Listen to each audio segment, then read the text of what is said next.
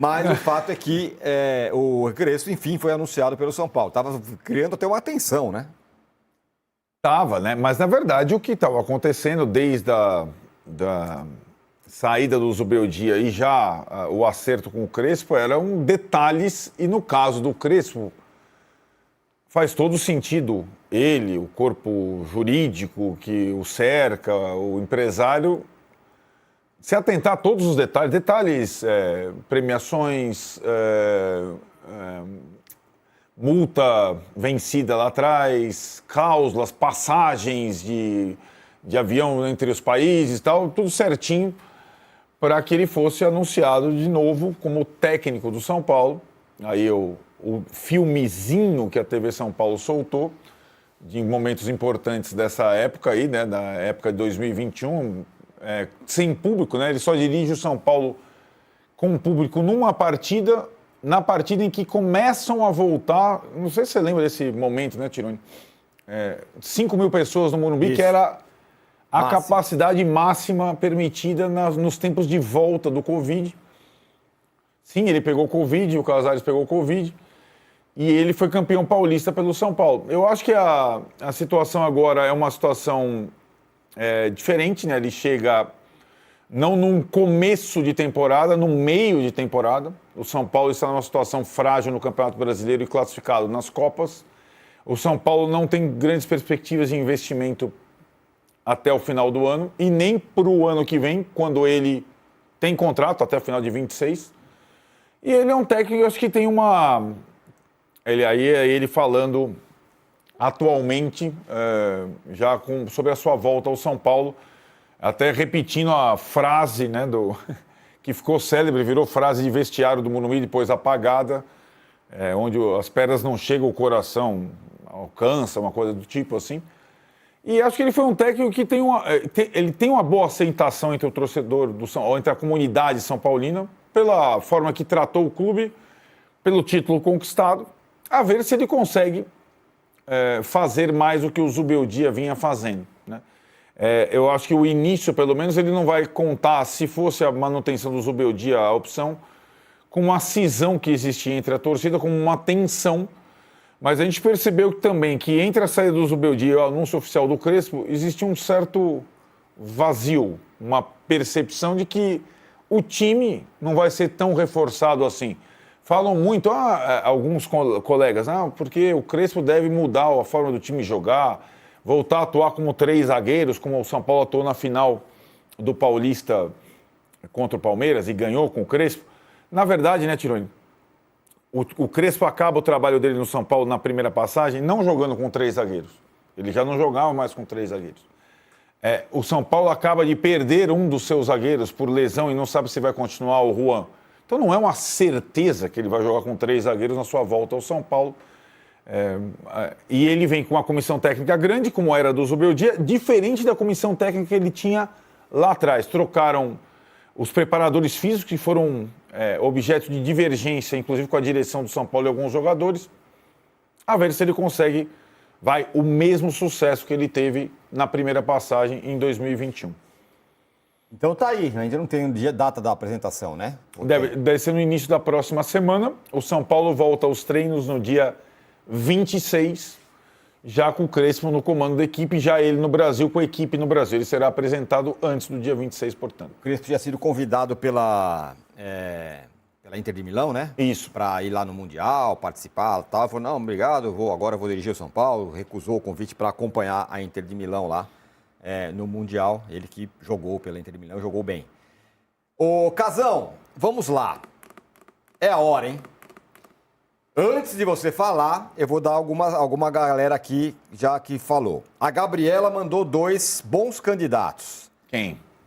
Abbey Road e Dark Side of the Moon. Muita gente, aliás, falando Dark Side of the Moon, que é uma... Não sei se o conteúdo é tão revolucionário. É um disco muito bom do Pink Floyd, mas a capa, sem dúvida, é uma das mais icônicas. Virou tudo, camiseta, qualquer coisa e tal.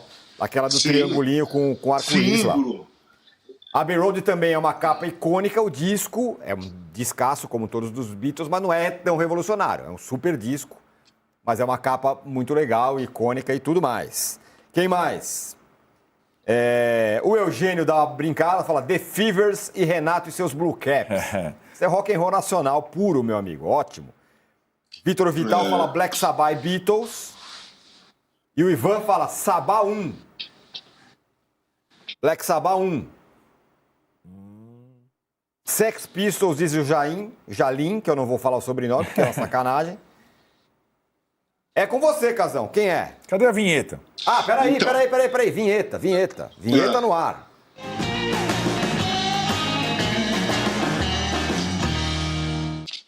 Lá vai.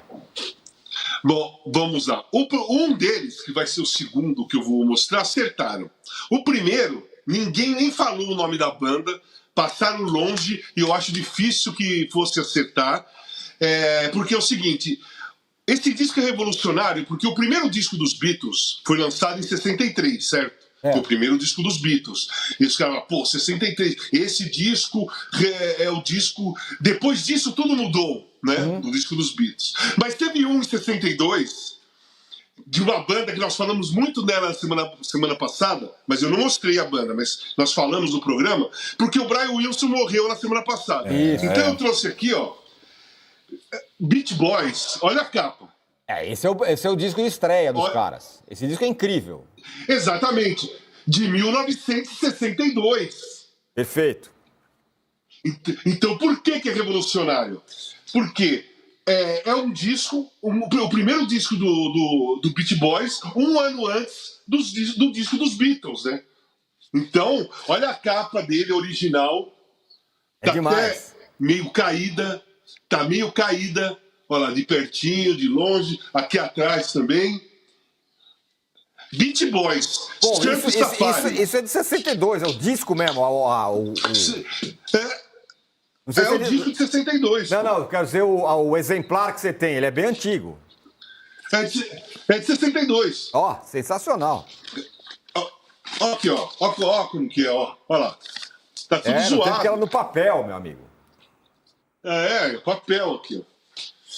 E o outro, claramente, né? Quando você fala em revolução, quando você fala em disco revolucionário, todo mundo vem na cabeça o disco que tem a camiseta do Arnaldo, não é? Sim, então é ele mesmo. Isso é demais. É ele mesmo, tá vendo? Aqui, ó. Ele mesmo. Não combinamos, hein? Original. Não combinamos. Original. Quer ver? Também tá. Putz. Ó. Originalzão. Sensacional. De 67. Aqui, ó. Maravilhoso. Vontade de colocar agora pra tocar, né? Não, tô ouvindo direto. Então, o primeiro disco, Surf Safari, de 1962, de Beach Boys, é revolucionário, porque a banda é revolucionária. E esse disco é de 1962, um ano antes dos Beatles. É um disco, e quando se fala de rock and roll, apesar que cada um tem seu estilo, mas tudo é rock and roll, né? Quando você fala em rock and roll, o primeiro disco dos Beatles foi em 63, mas o primeiro do Beach Boys foi em 62. Então, é um disco que deu um pontapé, né? Quem deu a saída do jogo, quando jogaram a moedinha e caiu, perguntaram pros Beatles, você quer sair jogando ou você quer a bola? Os Beatles escolheram a bola. E o Beach Boys escolheu sair jogando. Então, o primeiro toque foi do Beach Boys. Depois a bola ficou com os Beatles. E o segundo, desculpa, não tem nada igual na história. Não tem nada igual na história, mas deixa eu deixar claro, né? Esse disco aqui, para mim, tá em primeiro lugar dos discos mais incríveis e revolucionários da história do rock and roll. Mas ele não está sozinho. Tem diversos discos, como Dark Side of the Moon, Black Sabbath. Tem 300 discos que estão no patamar desse daqui, né? De disco revolucionário. Mas esse aqui foi... Esse aqui Esse aqui dos Beatles, porque não é que foi só revolucionário para o rock and roll, foi revolucionário para os Beatles. Os Beatles era uma banda de um jeito até 66 e de 67 para frente foi outro. E a história do Sgt. Peppers era justamente essa. Os Beatles estavam num momento em que a crítica estava falando, esses caras já fizeram tudo o que eles poderiam fazer, eles são muito iguais, eles vão fazer esse sonzinho aí, tarará. Exatamente. É tipo uma boy band e tudo mais, esses caras são isso aí. Acabou. E aí os caras eles ficaram mudaram. Um tempo sem gravar, ficaram bastante tempo no estúdio e pá, gravaram o Sgt. Peppers. Então, eles eram uma banda de rock and roll, até pop, bem pop, né? Pop rock. Muitas músicas de rock and roll, mas muitas músicas pop. E aqui eles viraram rock psicodélico, né? Esse disco é um disco de rock psicodélico. Exatamente. Com relação ao outro disco do Beach Boys, para quem não está muito familiarizado com rock ou que não conhece direito, ouça esse disco. Você vai ver umas 7, 8 músicas que você certeza que você já ouviu. E você talvez não soubesse que era do Beach Boys. Tem muita música, que é aquele rock clássico de surf, rock de praia. Surf music. Oi. De praia, então, exatamente. Que já ouviu em muitas trilhas sonoras. Muitas Trilhas sonoras de filme. Muita trilha sonora. Olha, o João Pereira Machado, acertei, Tirone. Acertou mesmo. As duas, Cravou as duas o nosso João Pereira aqui, sensacional. Bem.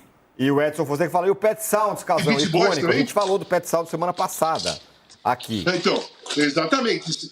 Esse daí é icônico pela qualidade e pela mudança esse Pet Sounds é o Sgt. Peppers do Beach Boys, né? Foi quando eles deram uma mudada um pouco no estilo. Agora, esse daqui é o primeiro, né? É o primeiro, exatamente. Sensacional a Relíquia do Rock. E olha que eu descobri que em vez de 9h50, a gente vai terminar 9h57 hoje. Eu tô sabendo, porque... Então temos 7 minutos eu tô pela sabendo, frente. porque é só 11 horas agora. A gente adiantou a relíquia do Casão. Então dá pra gente falar um pouco ainda sobre o São Paulo, Arnaldo. Chega o Crespo e tal. Reportagem do Éder Traschini aqui hoje no UOL diz que o São Paulo vai desesperadamente tentar vender algum jogador para trazer reforços. Mas isso aí tem a ver com o Fidi? Como é que ele vai? Não tem que guardar dinheiro? Explica. Não, é aí que tá, né? O São Paulo só terá reforços, além do Dineno, que já chegou, né? Que já estreou, inclusive, se tiver saídas. Mas aí você tem uma questão, né? Você vê como é que é curioso o momento do São Paulo. 2 jogadores que o São Paulo contava, aliás, 3, que o São Paulo contava com saídas no momento, sem levar em consideração possíveis vendas de moleques da base, né? Que, aliás, estão jogando no Sub-20, jogaram ontem, ganharam do Atlético Paranaense. Esquece a possibilidade de vender bem um dos moleques da base. Jogadores que sairiam do São Paulo nesse meio de ano. Um, com certeza, o Lisiero, e 2, provavelmente, o Igor Vinícius e o Luan. Os 3 jogaram com o Crespo e foram importantes com o Crespo. O Crespo teria pedido, calma, eu quero ver esses... Ele já falou. Então, de novo, o Luan fez gol do título com o Crespo, o Igor Vinícius foi titular com o Crespo há muito tempo, o Lisiero foi titular. Não que esses jogadores, com a troca de comando, mas eles sairiam do São Paulo. E agora talvez não mais. E agora, então, esses... Não, mas a permanência desses caras significa que não vai aliviar a folha. Exatamente. E aí? Então é um cobertor curto, né? Mas assim, o técnico tem as suas... O Crespo pode achar que a permanência... Estou falando em termos genéricos. O Crespo pode achar que a permanência do Igor Vinícius é melhor que a contratação do fulano, ponta, entendeu? Então, quando você tem a troca de técnico, tem tudo isso, né? Como é que ele quer jogar, que sistema quer ele jogar, qual o elenco atual e tal. Então, o São Paulo, acho que deu uma estacionada nessa situação, aí agora está discutindo com o Crespo e sua comissão o que será do elenco para o segundo semestre com muito pouca margem de manobra, né? Essa é a situação. Isso não está... Essa é só a mexida na folha de pagamento para entradas e saídas. O que não quer dizer que o Crespo tenha um poder de brecar vendas consideráveis para o exterior se o São Paulo tiver propostas pelo Pablo Maia, pelo Alves, pelo Ferreirão, pelo Rian Francisco. Isso é uma outra coisa, né? Estou falando daquelas situações, por exemplo, que permitiram que o Diné não fosse contratado, né? O cara, por empréstimo, não sei o quê, só o salário, por não sei quantos meses, tal, não sei o que lá, que seriam movimentações que o São Paulo possivelmente faria se tivesse mantido o Zubeldia. Saem mais 2 da folha de pagamento, entram mais 2 mais ou menos no mesmo custo, entendeu? Agora tem uma nova rediscussão, ou uma nova discussão, uma rediscussão sobre o elenco do São Paulo, e é natural quando você troca um treinador. Não é porque ele é argentino que ele pensa igual ao outro, ou tem a mesma visão do outro, né?